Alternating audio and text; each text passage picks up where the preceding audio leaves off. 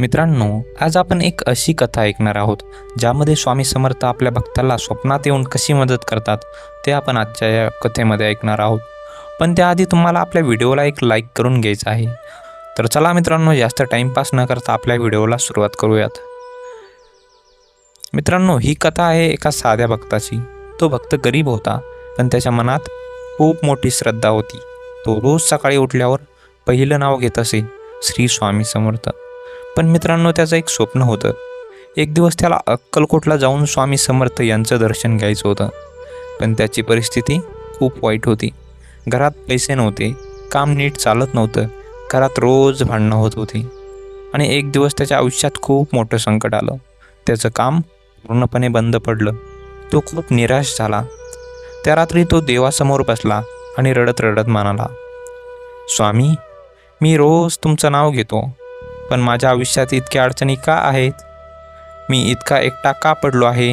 तो खूप वेळ रडत राहिला आणि रडत रडत तो झोपून गेला. पण बाळांनो, त्या रात्री त्याला एक विचित्र स्वप्न पडलं बरं का. स्वप्नात त्याला एक तेजस्वी प्रकाश दिसला. तो प्रकाश हळूहळू जवळ येऊ लागला आणि त्या प्रकाशातून स्वतः श्री स्वामी समर्थ प्रकट झाले. भक्त थरथर कापू लागला. तो त्यांच्या चरणावर पडला आणि रडत म्हणाला, स्वामी, तुम्ही खरंच माझ्याकडे आलात का? स्वामी हलकसं हसले आणि प्रेमाने म्हणाले, बाळा, तू मला इतक्या प्रेमाने बोलावतोस आणि मी येणार नाही असं कसं होईल? भक्त म्हणाला, स्वामी, माझं आयुष्य खूप कठीण झालं आहे. सगळीकडे अडचणी आहेत. माझं काहीच ठीक होत नाही. तेव्हा स्वामी शांतपणे म्हणाले, बाळा, तुला वाटतं तू एकटा आहेस? तू जेव्हा रडतोस तेव्हा मी तुझ्या जवळच उभा असतो. भक्त आश्चर्याने म्हणाला, स्वामी, मग माझं दुःख का संपत नाही? तेव्हा स्वामी म्हणाले, बाळा, जीवन म्हणजे परीक्षा आहे. जसा शेतकरी बी पेरतो आणि काही काळ काहीच दिसत नाही, पण नंतर मोठं पीक उगवतं, तसंच तुझ्या आयुष्यात होणार आहे. भक्त शांतपणे ऐकत होता. स्वामी पुढे म्हणाले, तुझ्या आयुष्यात लवकरच बदल येणार आहेत आणि जे लोक तुला आज कमी समजतात तेच उद्या तुझं कौतुक करतील. तेव्हा भक्त म्हणाला, स्वामी, मी काय करू? स्वामी म्हणाले, 3 गोष्टी लक्षात ठेव बाळा. पहिली गोष्ट, कधीही खोटं बोलू नको. दुसरी गोष्ट, नेहमी आईवडिलांचा आदर कर. आणि तिसरी गोष्ट, दररोज माझं नाव घे, श्री स्वामी समर्थ. आणि स्वामी समर्थ म्हणाले, हे नाव तुझ्या आयुष्यातील संकट दूर करेल. तेव्हा भक्ताच्या डोळ्यातून अश्रू वाहत होते. तो म्हणाला, स्वामी, तुम्ही मला कधी सोडून तर नाही ना जाणार?